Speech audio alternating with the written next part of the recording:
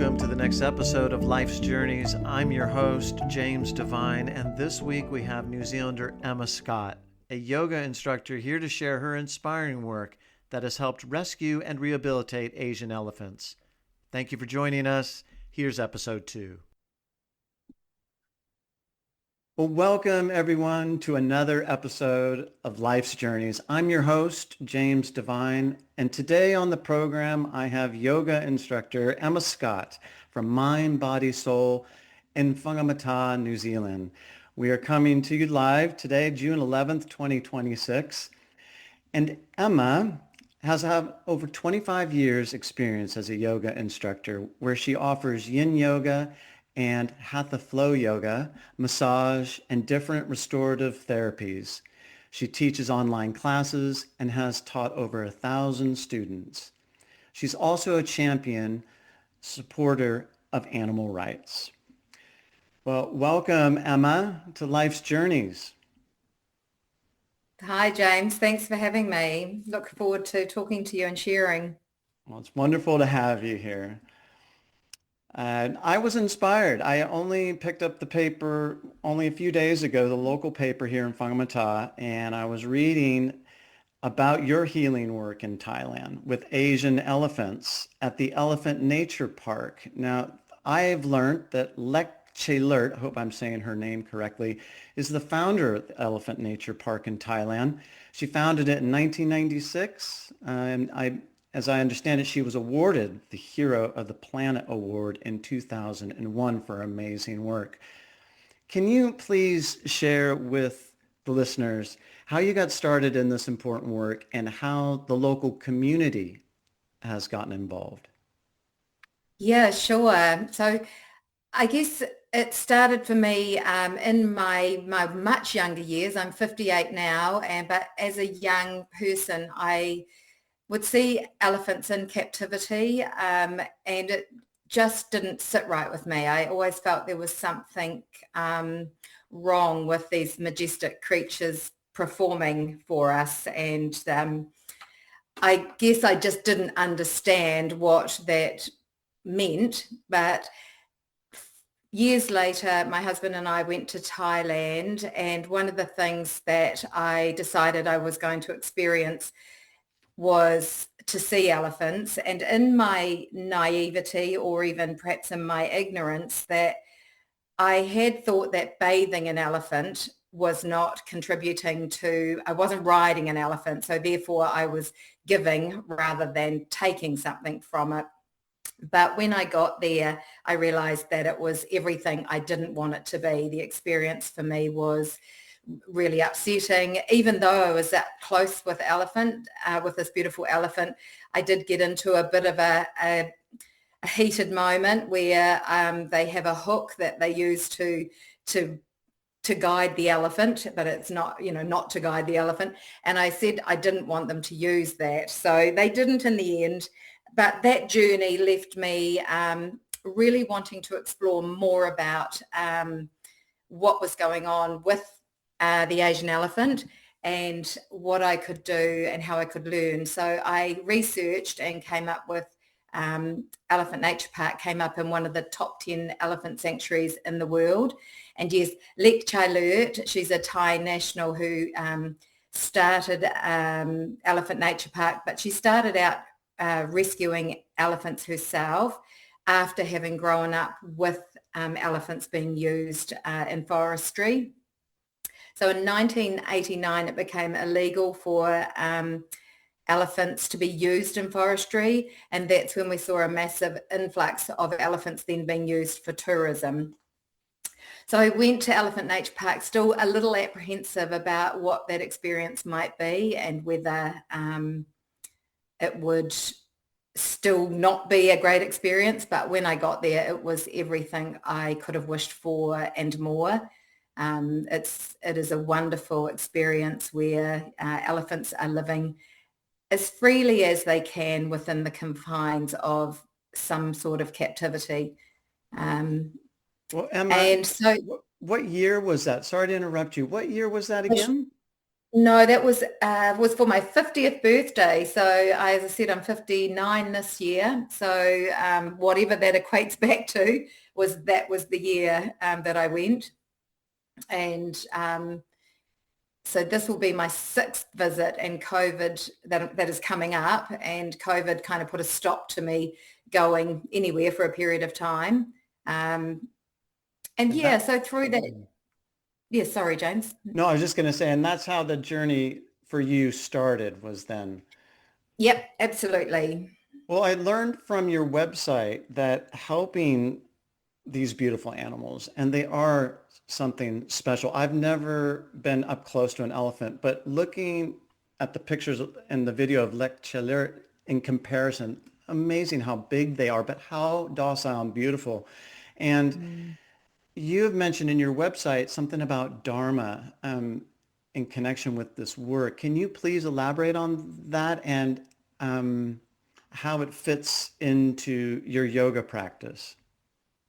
Sure. So I guess on my website, what I probably should change is it should say Svadharma, so self-dharma, but dharma in general is kind of the confines or the rules that the right way of living and our responsibility and our purpose as a society, the kind of rules and confines that make society a place where we can live together and live comfortably. Whereas Svadharma is your self duty, so the role that you feel you're here to do, the purpose, your direction. And so for me, in my yoga practice, I do feel very called to yoga. I don't know why I found yoga, but I can't imagine who I would be or how my life would be without yoga.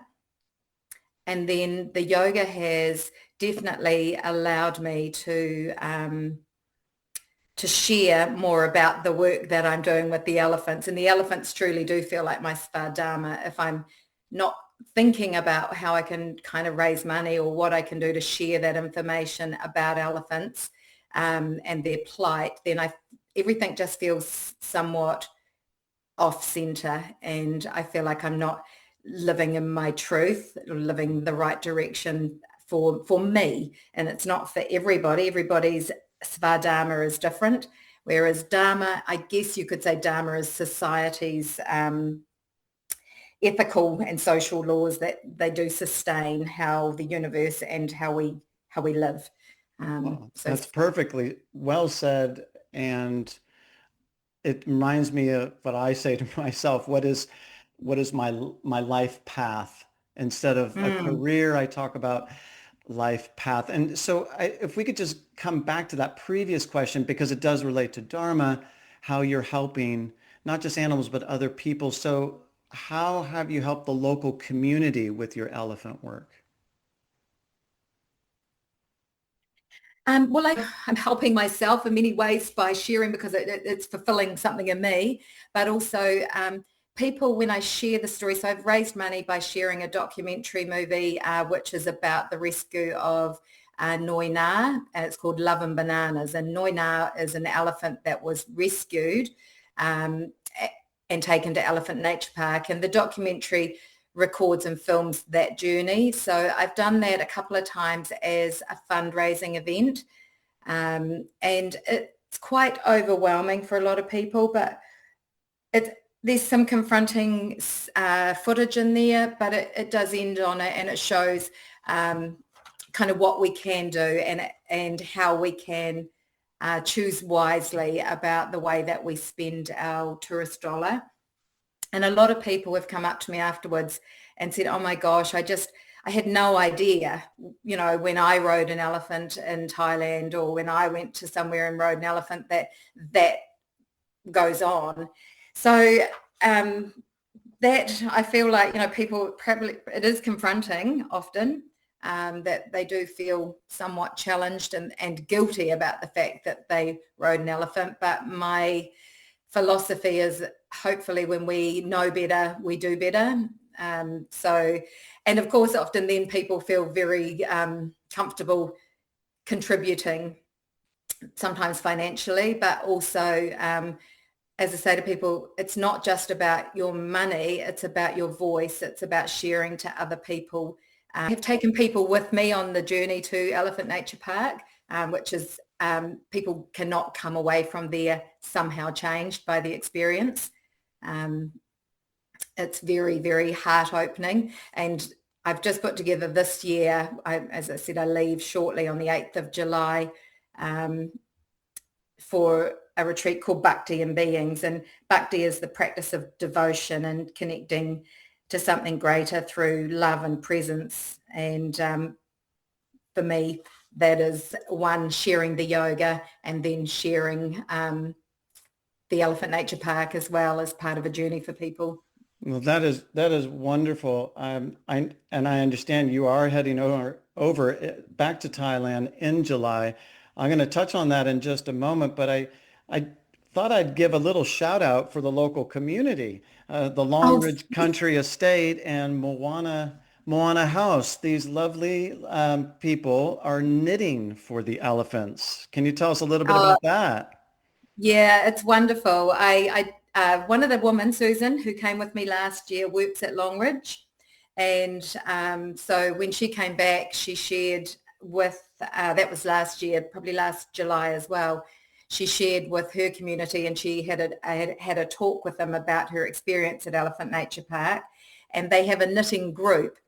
And Elephant Nature Park has big jerseys or big blankets for elephants who, because of their difficult lives, often have arthritis or joint issues. And up in Chiang Mai, it can be really cold. So the temperatures can drop into the zero. So in the winter, they put these lovely big blankets over them to keep them warm. And so Susan shared that in her community. They started knitting, and I've got this beautiful blanket ready to take. And then recently I did a talk at Grey Power about Elephant Nature Park and my experience there, and shared about the knitting. And they decided that they would love to knit something for an elephant as well. And I'm heading to see them next Tuesday. I'm taking a blanket up to Moana House and to show them the other blanket and see what they're doing, and also talk to them about Elephant Nature Park and my experience there. And the ladies just say they are thrilled. They just love it's giving them a purpose. They're excited to be creating this. They're excited to be knitting for an elephant. And I did another talk on Tuesday night, and one of the ladies at that talk said her 93-year-old mother told her that she was knitting a scarf for an elephant. And she said, I thought, oh, Mum's maybe getting a little bit further along on the memory loss than I had thought. And so she rang the place and said, Mum's told me she's knitting for an elephant. And they said, oh, no, she is. So, That is wonderful. I have to say my fingers are getting sore looking at these pictures of these knitting that's going on I at know. these places. I am really, that's, of course, initially it's helping these beautiful animals, but the next best part of this story is how you have brought community together and the people at these places. It's just giving them something meaningful at their late age in life is just a wonderful thing. Oh, so wonderful. And I guess that flows also about the philosophy from Elephant Nature Park, because Elephant Nature Park has become such a big centre now that they're employing locals. The local ladies from the village come and give massages each night to volunteers and to guests. They are now buying food and cropping around the areas. So farmers are now benefiting by being able to sell their crops to Elephant Nature Park.